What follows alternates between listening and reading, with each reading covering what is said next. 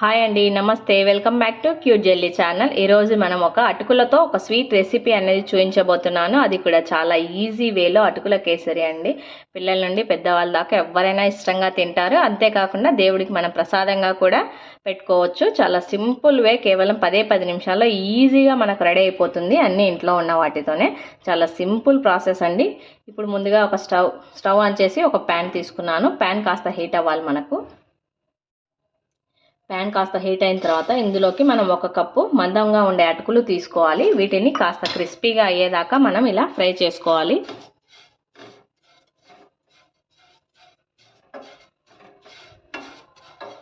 ఈ విధంగా అటుకులని బాగా మనం దోరగా వేయించుకోవాలి. అప్పుడే మనం క్రిస్పీగా ఉంటేనే మిక్సీ పట్టుకోవడానికి బాగా పడుతుంది, లేదంటే సరిగ్గా మిక్సీ అనేది పడదనమాట. అందుకోసం మంటను సిమ్లో పెట్టి బాగా దోరగా ఇలా వేయించుకోవాలి.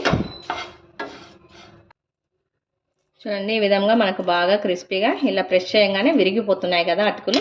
ఈ స్టేజ్లో మనం స్టవ్ ఆఫ్ చేసేసుకోవాలి. వీటిని కాస్త చల్లారిన తర్వాత మనం బాగా మిక్సీ పట్టి తీసుకోవాలి. ఈ అటుకులని మరి ఫైన్ పౌడర్ లాగా కాకుండా కాస్త కోర్సుగా బరకగా వచ్చేలాగా మిక్సీ పట్టి తీసుకుందాం. ఇప్పుడు అటుకులని మనం బాగా మిక్సీ పట్టిన తర్వాత మళ్ళీ స్టవ్ ఆన్ చేసి ఒక ప్యాన్ తీసుకోవాలి. ఇందులోకి ఒక 2 స్పూన్స్ వచ్చేసి నెయ్యి యాడ్ చేసుకోవాలి. నెయ్యి బాగా కరగాలి మనకు.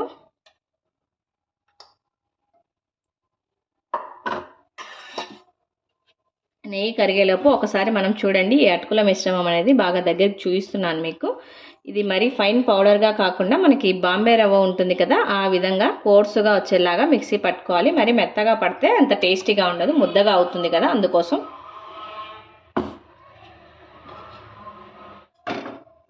చూడండి, మనకు నెయ్యి బాగా కరిగిపోయి హీట్ అయింది. ఇప్పుడు ఇందులోకి నేనైతే డ్రై ఫ్రూట్స్ యాడ్ చేస్తున్నాను. జీడిపప్పు, బాదం, కిస్మిస్. వీటిని లైట్గా గోల్డెన్ బ్రౌన్ కలర్ వచ్చేదాకా మనం బాగా ఫ్రై చేసుకోవాలి.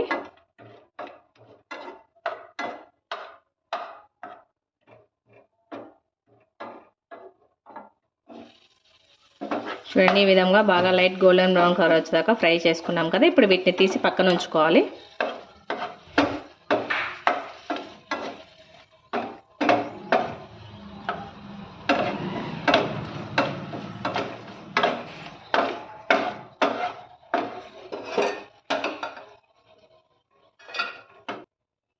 డ్రై ఫ్రూట్స్ తీసిన తర్వాత ఇప్పుడు అదే నెయ్యిలోకి మనం వచ్చేసి ముందుగా మిక్సీ పట్టుకున్నాం కదా, ఈ అటుకుల మిశ్రమాన్ని యాడ్ చేసుకోవాలి.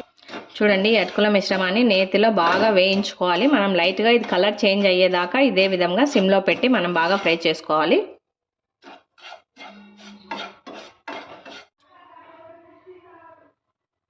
చూడండి, ఈ విధంగా మనం లైట్ గోల్డెన్ బ్రౌన్ కలర్ వచ్చింది కదా, రవ్వ కూడా చక్కగా నేతిలో వేగిపోయింది. ఈ విధంగా రవ్వ బాగా కలర్ చేంజ్ అయిన తర్వాత ఇందులోకి 1 కప్పు పాలు అనేది యాడ్ చేస్తున్నాను నేను. పాలు కూడా యాడ్ చేసి ఎక్కడ ఉండలు లేకుండా బాగా మిక్స్ చేసుకోవాలి మనం. పాలు వేయంగానే దగ్గర పడుతుంది చూడండి.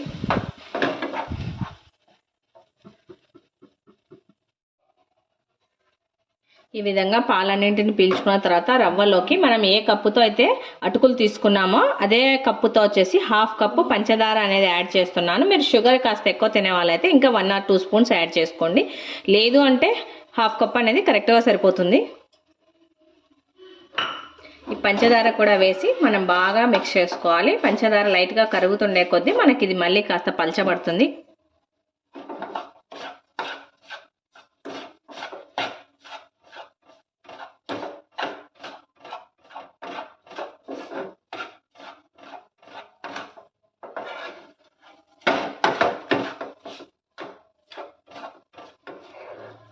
చూడండి, ఈ విధంగా మనకు పంచదార కరిగే కొద్దీ కాస్త పలచబడుతుంది. పూర్తిగా కరిగేసరికి మనకు కరెక్ట్ కన్సిస్టెన్సీలో వస్తుంది.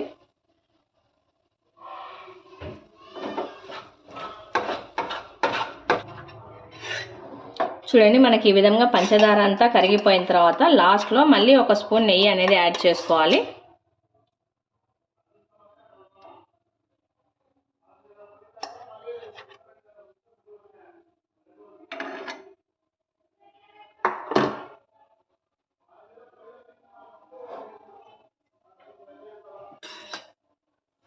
నెయ్యి కూడా యాడ్ చేసి మనం బాగా మిక్స్ చేసుకోవాలి. ఈ నెయ్యి యాడ్ చేసి ఈ విధంగా మిక్స్ చేయడం వల్లనే మనకు ప్యాన్ నుండి సపరేట్ అవుతుంది ఈ కేసరి అనేది. ఈ విధంగా నెయ్యి వేసి మిక్స్ చేసుకోవాలి. మీరు ఈ స్టేజ్లో మీకు నచ్చితే రెడ్ కానీ ఆరెంజ్ కానీ ఎల్లో కానీ ఏదైనా ఫుడ్ కలర్ యాడ్ చేసుకోవచ్చు. ఫుడ్ కలర్ అనేది మనకు అపియరెన్స్ కోసం మాత్రమే వేస్తాము. నేనైతే ఇక్కడ ఫుడ్ కలరే స్కిప్ చేస్తున్నాను. మీ ఇష్టం, మీకు కావాలనుకుంటే వేసుకోండి. ఫైనల్గా మనం ఫ్రై చేసి పెట్టుకున్న డ్రై ఫ్రూట్స్ మిశ్రమాన్ని ఇందులోకి యాడ్ చేస్తున్నాను.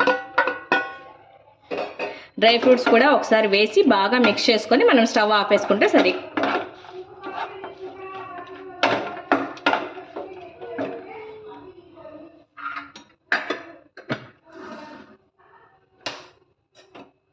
అంతే అండి, చాలా సింపుల్ ప్రాసెస్. ఎంతో టేస్టీ అండ్ హెల్దీ అయిన అటుకులతో కేసరి అనేది చాలా సింపుల్ వేలో మనకు 10 నిమిషాల్లో రెడీ అయిపోతుంది. చాలా సింపుల్ రెసిపీ, తప్పకుండా అందరూ ట్రై చేయండి. ఈ రెసిపీ కనుక మీకు నచ్చినట్లయితే లైక్ చేయండి, షేర్ చేయండి, తప్పకుండా అందరూ సబ్స్క్రైబ్ చేయండి. Thanks for watching.